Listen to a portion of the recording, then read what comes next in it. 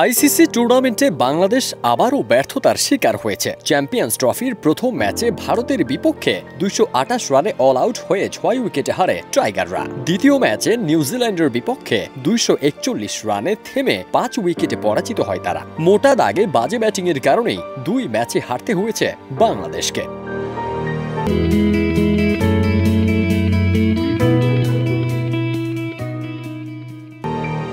সাবেক ভারতীয় ওপেনার ওয়াসিম জাফর জানান, মুশফিকুর রহিম ও মাহমুদুল্লাহ রিয়াদের দায়িত্বজ্ঞানহীন শট নির্বাচনের কারণে দল চাপে পড়ে। তিনি বলেন, আইসিসি ইভেন্টে সিনিয়র খেলোয়াড়রা পারফর্ম করতে পারেন না। মাহমুদুল্লাহর আগের পারফরমেন্স উল্লেখ করলেও এবারের টুর্নামেন্টে তার ব্যাটিং ছিল দুর্বল।